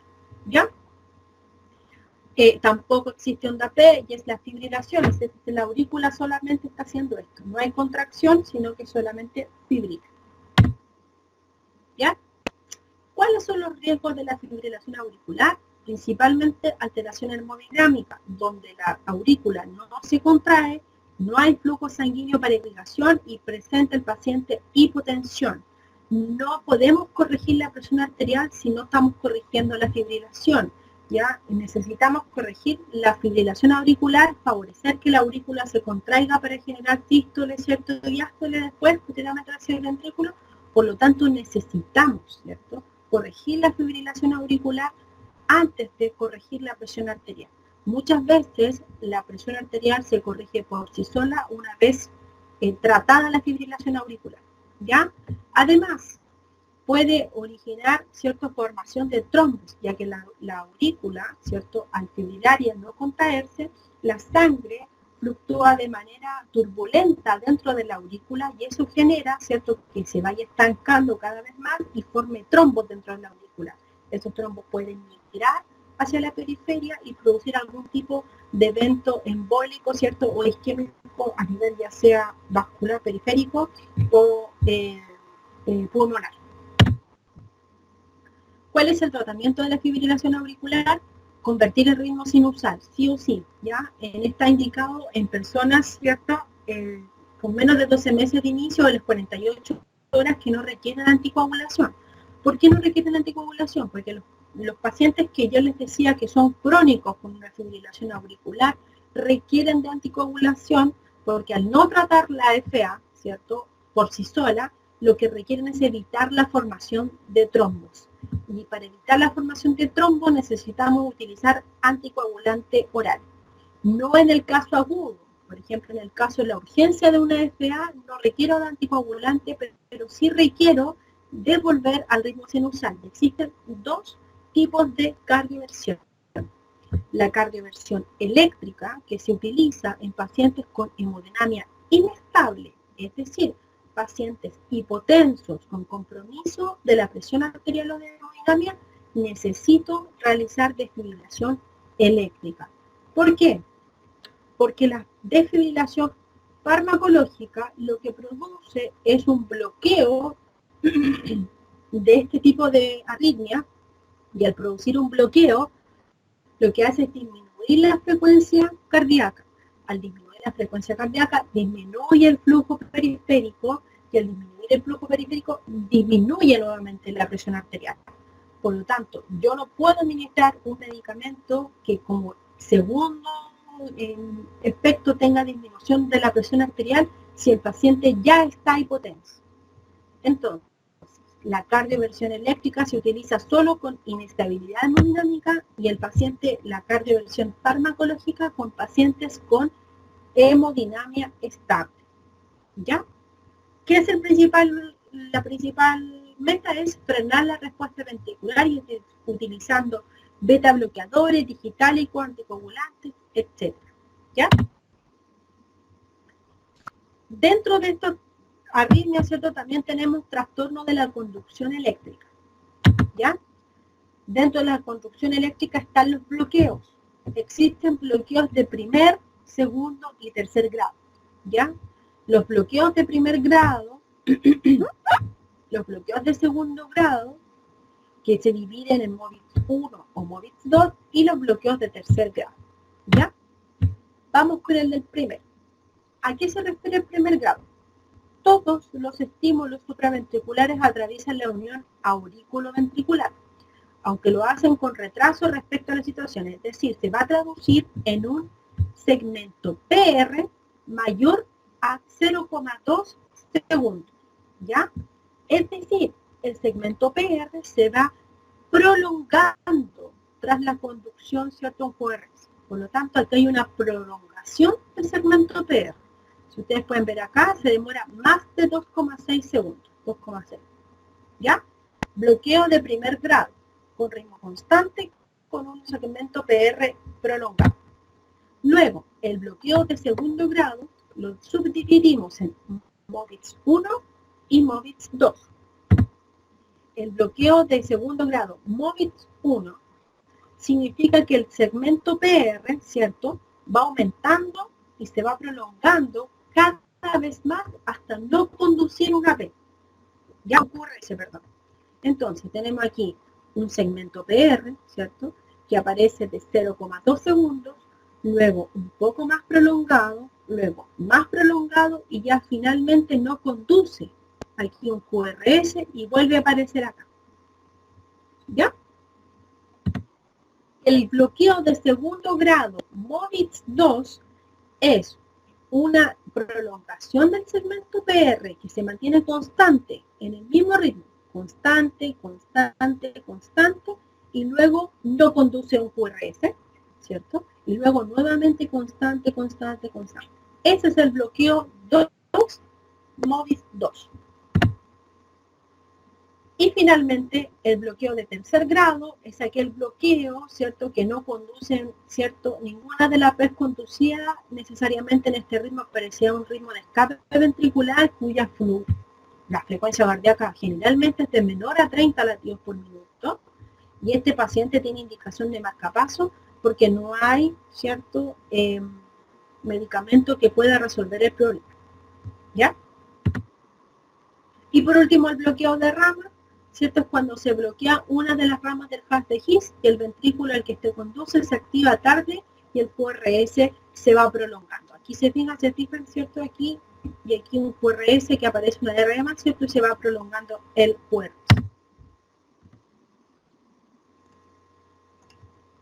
Ya. ¿Dudas, consultas con la segunda parte de la arritmia?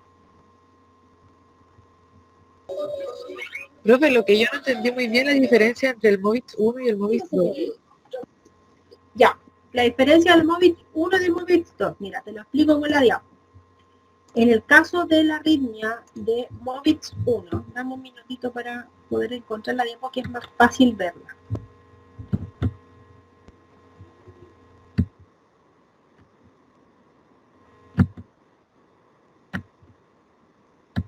Aquí. En el bloqueo que aparece aquí, el bloqueo de segundo grado, ¿ya? Clasificación MOVIX 1 y MOVIX 2. El de segundo grado, el segmento PR, que es el que conduce un QRS, ¿cierto?, se va alargando cada vez más. Se produce un PR, conduce un QRS, se prolonga. Conduce otro QRS, se prolonga. Y luego en el siguiente ya no aparece una conducción de QRS. Es decir, se va extendiendo, extendiendo, extendiendo y no conduce. En cambio, en el MOVIX 2, ¿cierto?, que es el mismo bloqueo de rama 2, ¿cierto?, se va produciendo el segmento PR es constante, 0.26, 0.26, 0.26, y después no conduce un QRS. Es decir, no es que se prolongue, el otro como que tiene un previo aviso, el MOVIX 1 va alargándose, alargándose, alargándose y no conduce. En cambio, el bloqueo 2 tiene constante, constante, prolongado, más largo de lo normal, ¿cierto? Por lo tanto, sigue siendo una bradicardia, pero llega un momento en que no conduce un QRS.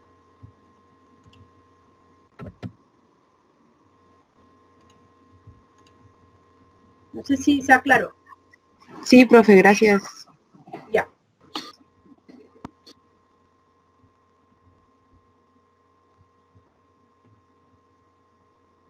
Ya, el resto ahí ya hice como la aclaración, Felipe y la Paula también. Perfecto. Sigamos entonces con la tercera parte de arritmias.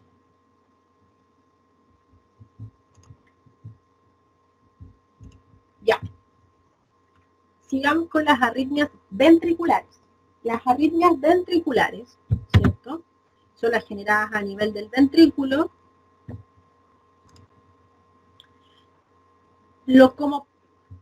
Como pequeña muestra de una alteración ventricular tenemos las extrasístoles ventriculares, ¿ya?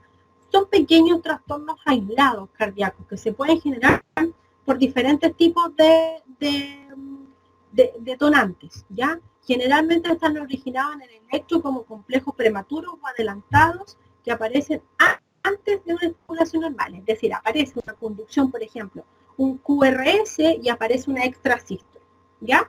En la literatura van a encontrar con que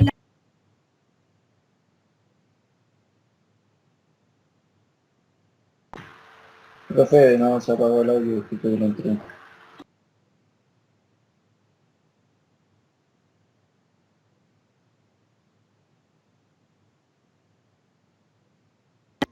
mi audio se bloquea y el de ustedes se activa.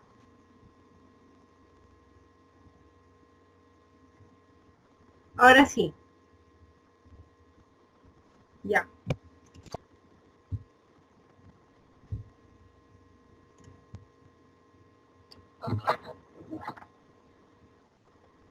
Ya, ahora sí.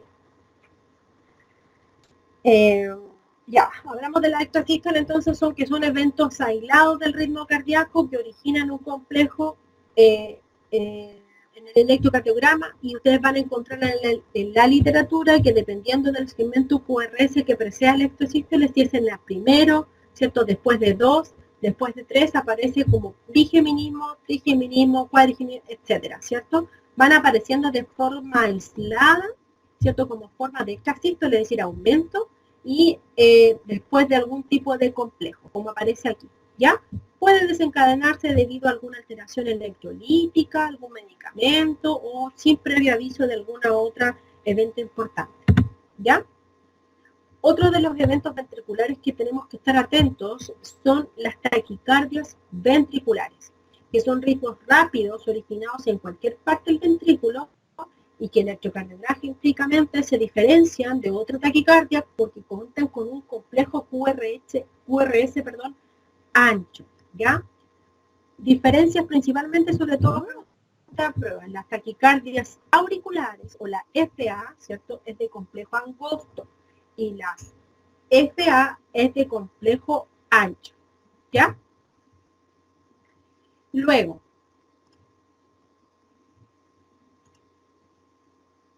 el tratamiento de la taquicardia ventricular, no hay un tratamiento farmacológico ideal para esto, por lo tanto requiere de una cardioversión eléctrica inmediatamente, ¿ya?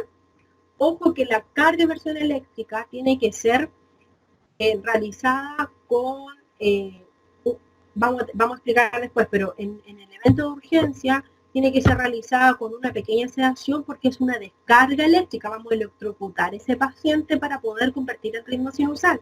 Por lo tanto, el paciente requiere de una sedación previa, ¿cierto? Se le debe explicar el procedimiento al paciente y requiere que cuando vayamos a aplicar la descarga eléctrica esté despejada toda el área para evitar electrocutar algún otro profesional de la salud. Recuerden que la homologación de los joules es igual a los watts, ¿cierto? El voltaje que tenemos del enchufe. Por lo tanto, 200 joules aplicados a un paciente, ¿cierto? Es como meter los dedos al enchufe, ¿ya?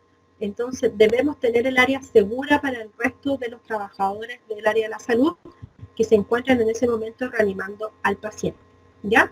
Entonces, el tratamiento de la taquicardia ventricular es con la cardioversión eléctrica y son arritmias de complejo ancho.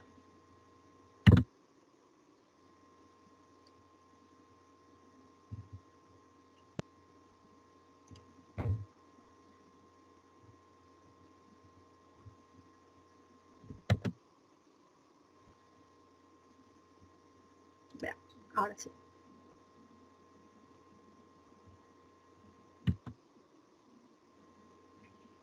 La cardioversión eléctrica consiste, ¿cierto?, en la aplicación de una dosis de energía eléctrica a través del tórax, ¿cierto?, utilizando electrodos, o más bien estas paletas que aparecen, ¿cierto?, especialmente su objetivo es terminar con la arritmia y restablecer el ritmo normal del paciente.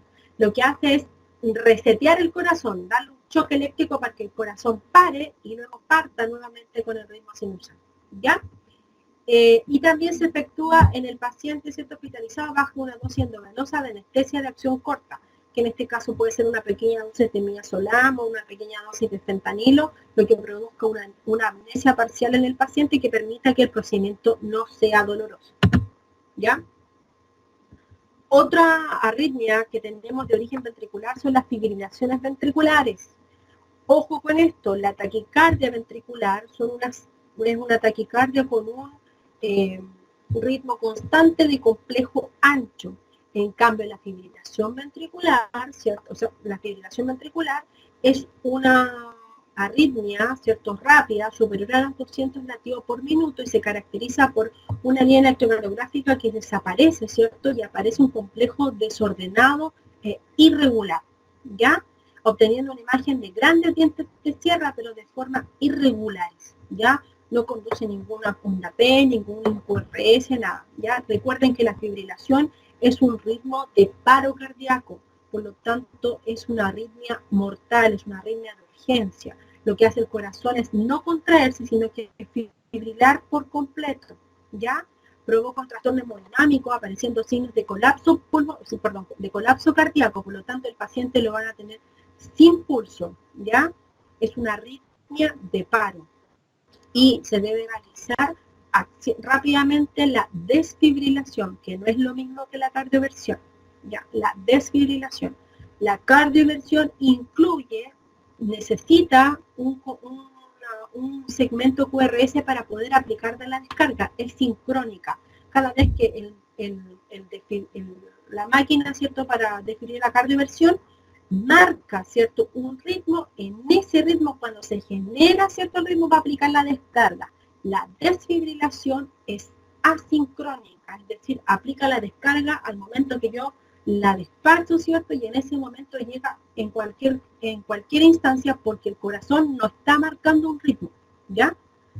En caso de que la fibrilación ventricular aparezca en un paciente y es un ritmo de paro y yo no tenga un desfibrilador a la mano, debo iniciar compresiones torácicas. Recuerden que es un ritmo de paro, por lo tanto, si el desfibrilador no está cerca en ese momento, yo no puedo esperar a que me vayan a buscar un desfibrilador y dejar al paciente ahí porque el paciente está sin pulso, sin irrigación cerebral. Por lo tanto, aquí tiempo es cerebro. Entre más me demore yo en reanimar a ese paciente, más secuelas neurológicas voy a dejar, ¿ya? La fibrilación sí o sí requiere un desfibrilador, pero si no encuentro un desfibrilador a la mano, debo iniciar maniobras con RCP. Una vez realizada la descarga eléctrica en este paciente, ¿cierto?, y el paciente sale a ritmo en asistolía o sin pulso, debo iniciar maniobras y mantener las maniobras de RCP como corresponde, ¿ya? Y bueno, y el otro ritmo, ¿cierto?, que es un ritmo de parada cardíaca, es el ritmo asistolía, ¿cierto?, equivalente al paro cardíaco o cardiorrespiratorio. Por lo tanto, el registro electrocardiograma es sin, ¿cierto?, bombeo de sangre, sin muestra de sangre y muestra una línea plana isoeléctrica en el trazado electrocardiográfico, ¿ya? ¿Cuál es el manejo? El RCP, ya sea avanzada si cuento con el personal y los implementos necesarios, o el RCP básico, ¿cierto?, si me encuentro con un reanimador LEGO o en la calle o no tengo iniciar. Recuerden que lo primero que hay que hacer es iniciar las compresiones torácicas antes de la ventilación, ¿ya? Les dejo el caso clínico siguiente. Van a haber varios casos clínicos con los cuales vamos a trabajar. Un paciente de 85 años, con fumador de cigarrillo al día, tipo 2, ¿cierto?, hospitalizado en el servicio de medicina, con historia de síncope a repetición, ¿cierto?, y en el último día de ayer, con lo cual consulta el servicio de urgencia y que hospitalizado, y el electro muestra la siguiente imagen, ¿ya? Y tenemos otro caso clínico. El paciente permanece, ¿cierto?, en la derecha, con lesión supraciliar derecha de 2 centímetros, que fue por la caída, confuso, con esas características hemodinámicas, y ahí está la respuesta a la cual ustedes deben responder, ¿ya? Tienen que realizar su respuesta, trabajar en ese caso clínico y lo podemos revisar en la próxima clase. Y les dejo imágenes de electrocardiograma para que ustedes puedan identificar qué tipo de ritmo tienen ustedes ahí, ¿cierto? Para ir identificando y ir soltando un poquito, ¿cierto? La vista para acostumbrándose a ver, a evaluar, ¿cierto? Y a encontrar ritmos en los diferentes trazados electrocardiográficos. ¿Ya?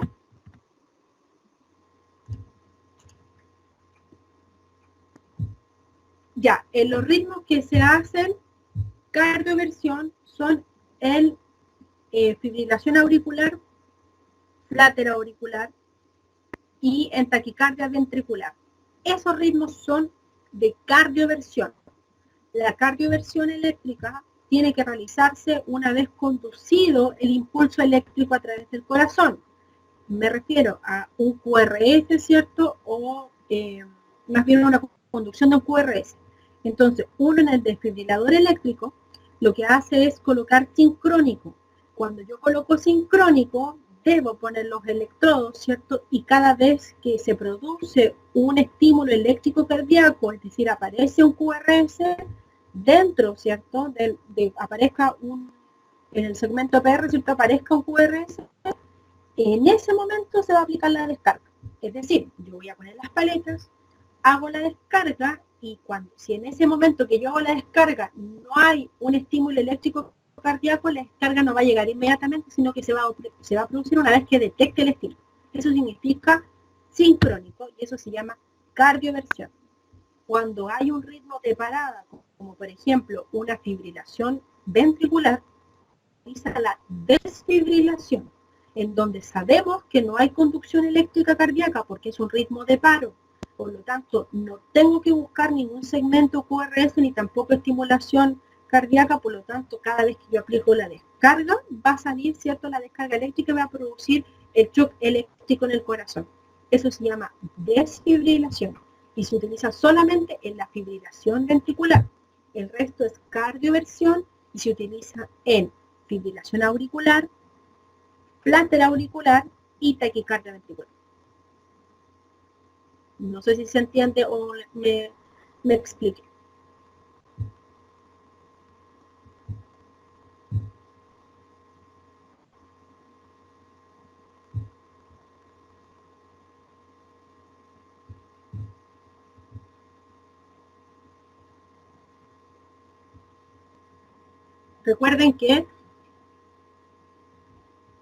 Recuerden que la cardioversión eléctrica se refiere al impulso eléctrico que yo hago con la máquina, ¿cierto? Con el desfibrilador, como ustedes ven en Grey's Anatomy y AR, lo que sea, ¿cierto?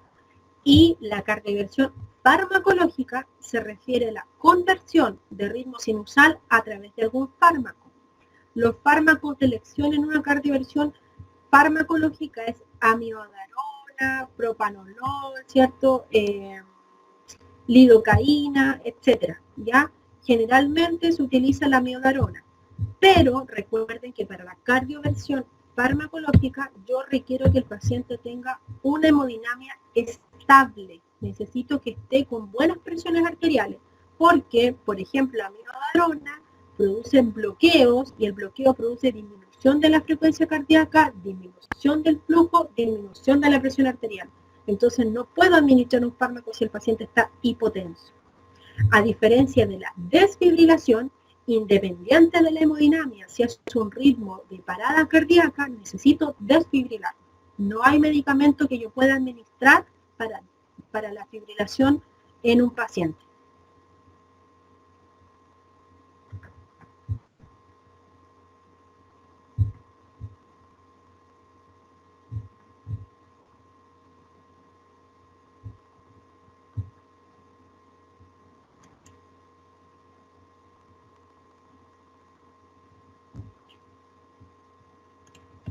Profe, ¿en asistolía se debe hacer solo masaje cardíaco y no desfibrilador?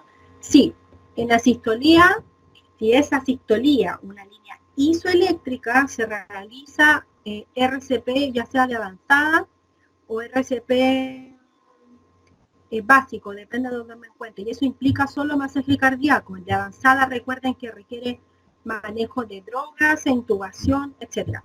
Ahora, puede que un paciente que haya estado cursando con una sistolía, ¿cierto? Dentro de la reanimación, una vez administrada, por ejemplo, la adrenalina, salga del ritmo de paro a una fibrilación ventricular. En ese caso, si es que el paciente sale a fibrilación y no sale a ritmo sinusal, yo aplico la descarga para desfibrilar. Por eso hay que identificar si el paro cardíaco es con ritmo desfibrilable o con asistolía. Si es solo con asistolía, el paciente tiene que salir con masaje cardíaco más droga. Si el paciente cursa con un ritmo desfibrilable, va a salir con desfibrilación más RCP.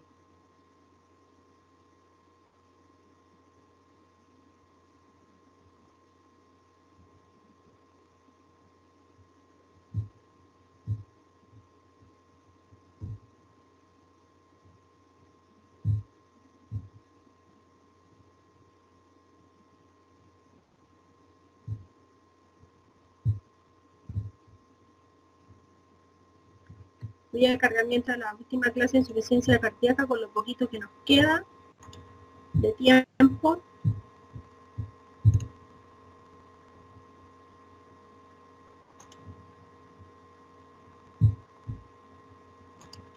Ya, dentro de los casos de insuficiencia cardíaca, el estado fisiopatológico clínico en el cual una anormalidad cardíaca es responsable de que el corazón no pueda responder normalmente a los requerimientos de irrigación que normalmente tiene una persona, ¿cierto?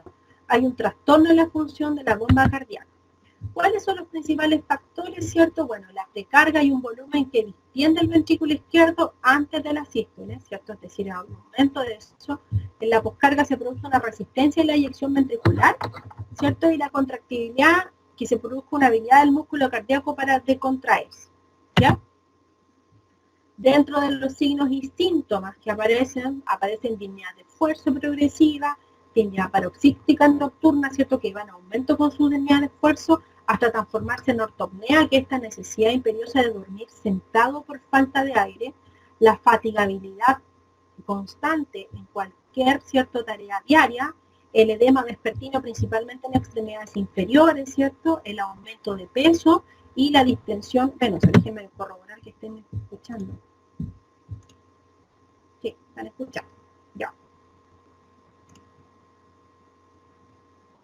Voy acá. Ya. Y también puede producir un reflujo hepatoyugular también a causa por una esplenomegalia, ¿ya? O sea, perdón, hepatomegalia.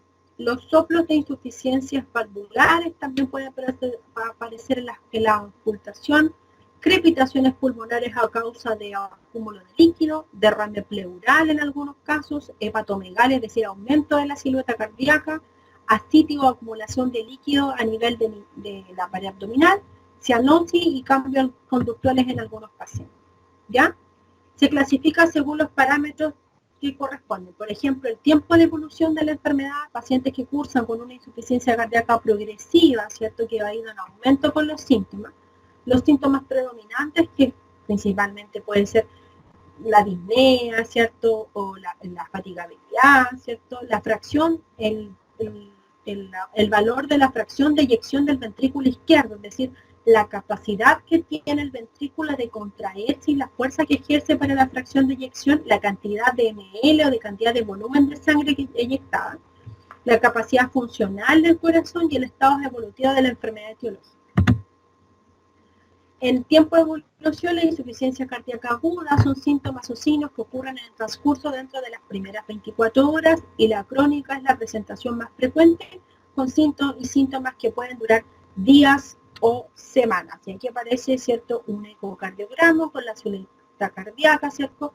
Que está la aurícula, el ventrículo, ¿cierto? Que está tomada hacia el otro lado.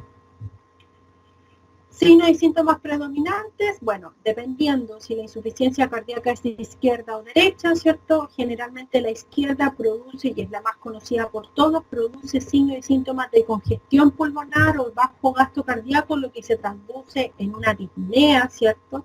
O una fatigabilidad muscular. o general, ¿cierto? Y la insuficiencia cardíaca derecha, que es de predominio de signos y síntomas de congestión sistémica, y eso se traduce en edema de extremidades, hepatomegalia, distensión o incapacitación yugular, ¿ya? Y la insuficiencia cardíaca global, que se puede, o congestiva, ¿cierto? Que mezcla síntomas de ambos tipos de falla cardíaca. La clase funcional o limitación física que puede presentar en un paciente se clasifica en clase 1, que no tenga limitación física para la actividad en este paciente. La clase 2, que hay una limitación leve de la actividad física habitual en el paciente, subir escalera, caminar, etc.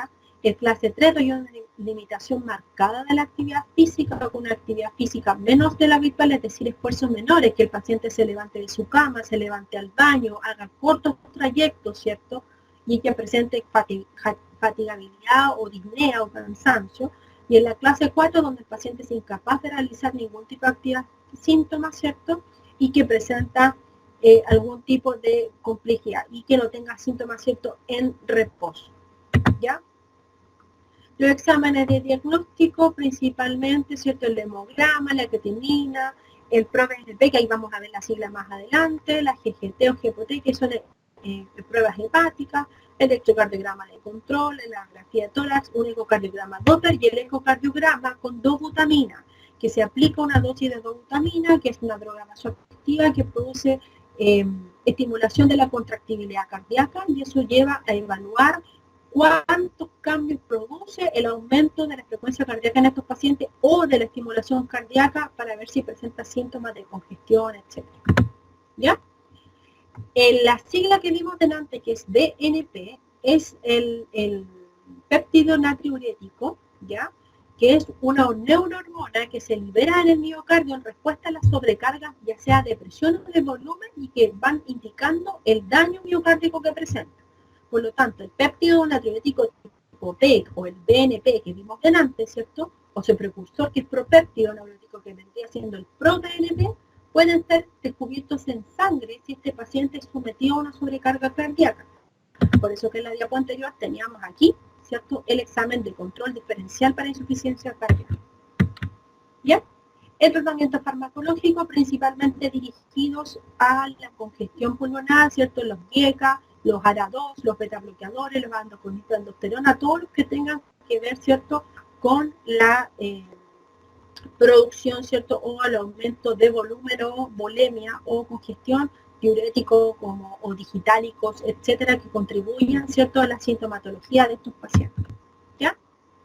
El tratamiento no farmacológico específico para estos pacientes, ¿cierto?, sería la disminución del sodio, ¿cierto?, el aumento de la actividad física, disminuir el peso, porque recuerden que los pacientes que son obesos, ¿cierto?, o tienen aumento de peso, generalmente se cansan mucho más y hacen un esfuerzo adicional cardíaco, la administración de medicamentos, ya sea para la congestión digitálicos, diuréticos, restricción de volumen, sobre todo por la sobrecarga o la congestión pulmonar, y por supuesto restricción de bebidas alcohólicas por el daño hepático que pueda producirse en estos pacientes. Un poquito de insuficiencia cardíaca congestiva, en realidad nosotros no tendríamos por qué tocar muy a profundidad este tema, porque es un tema más de fisiopatología, pero sí los cuidados de enfermería que deberíamos manejar, y pueden encontrar un poquito más de información en las guías clínicas del MinSal o en estos apuntes de la medicina intensiva de la PUC o de la Universidad de Chile. También pueden encontrar algún tipo de material complementario.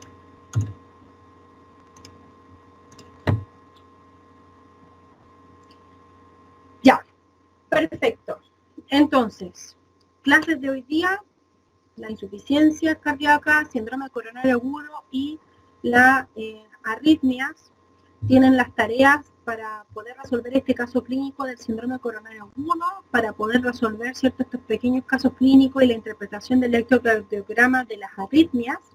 Por lo tanto, es importante que podamos tratar de reunirnos idealmente más de una vez a la semana, porque en una dinámica en la clase, esto podríamos haberlo resuelto en la clase y aclarar dudas durante la clase, haber hecho el ejemplo del caso clínico, desarrollar el proceso, pero lamentablemente en esta situación no podemos. Por lo tanto, a mí me gustaría saber si acaso nos podemos conectar durante la semana en un horario donde todos puedan, idealmente en sus horarios de laboratorio, pero tiene que estar todo el grupo reunido porque para no generar tope con otras asignaturas. Yo sé que Claudia la semana pasada les pidió asignar algún tipo de representante del curso, ¿cierto? O delegado del curso, con el cual podamos comunicarnos a través del correo electrónico, ¿cierto? Y coordinar que nos podamos juntar en una clase para poder resolver estos casos clínicos y ustedes aclarar dudas y hacerlo mucho más fácil en grupo, ¿cierto? No necesariamente con la presentación de PowerPoint, sino que de esta manera a través del chat y aclarar dudas y dejar desarrollar el proceso para que ustedes lo vayan guardando dentro de su portafolio. Así que les pido que se pongan de acuerdo. Mi disponibilidad esta semana, bueno, debido a la contingencia, todos saben que nosotros trabajamos en OSI, tenemos que hacer turnos de 24 horas debido a esta contingencia del COVID-19. Por lo tanto, mi disponibilidad durante esta semana es martes, mañana es martes, miércoles, jueves y viernes, ¿ya? Esa es mi disponibilidad para esta semana para que nos podamos reunir en el horario que ustedes estimen conveniente. Yo ya el sábado nuevamente voy a turnos de 24 horas, así que la idea es que el fin de semana sea su fin de semana y el día de semana cumplamos con los horarios y con las cosas que corresponden. El día lunes les toca clase con la profe Claudia, ya tienen clase, me parece que de anticoagulación, trastornos vasculares, no me recuerdo bien qué les corresponde.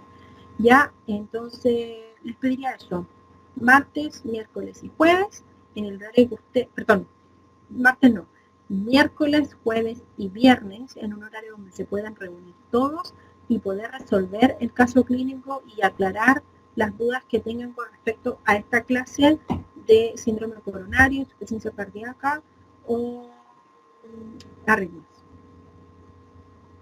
De todas maneras, la clase grabada va a quedar disponible para ustedes y además va a quedar, les voy a subir el material, los PPT y las guías clínicas y todo lo que tenga para que ustedes puedan complementar su estudio.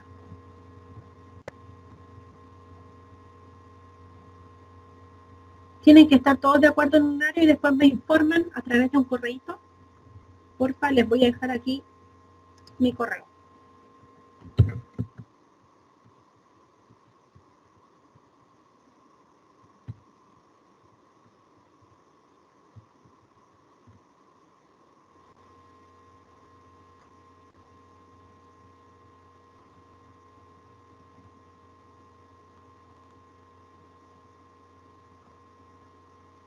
Ahí está mi correo electrónico para que los delegados, porfa, me hagan llegar la fecha y el horario para que podamos conectarnos a resolver esos casos clínicos que dejamos de tarea.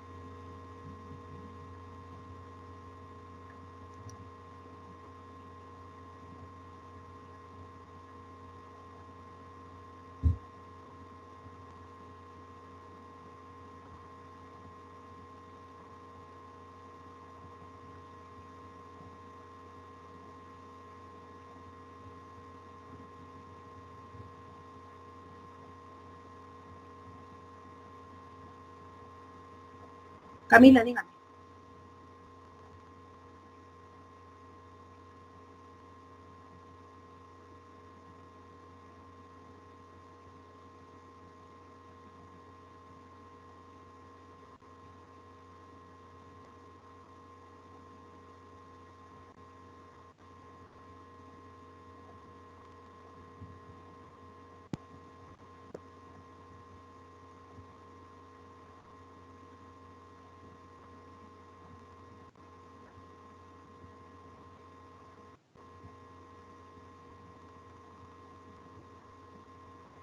Que no está relacionada con el contenido. Quiero saber cómo nos ponen presente.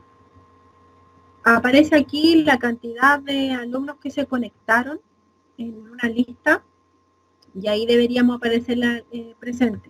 Debería aparecer a través de eso. Porque aparece quiénes son los que están conectados en este momento y el total de alumnos. Entonces después en el equipo aparece quiénes son los que estuvieron presentes en la clase.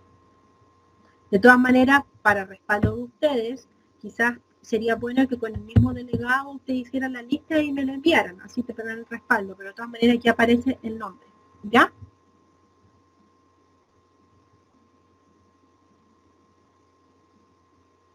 Ya chicos, Que tengan buena semana. Espero para que nos podamos conectar y podamos conversar acerca de las tareas que nos dimos y programar nuevamente la otra clase. Que estén muy bien, quédense en sus casas, lávense las manos y cuiden ustedes y a sus familias. ¿Ya? Que estén bien.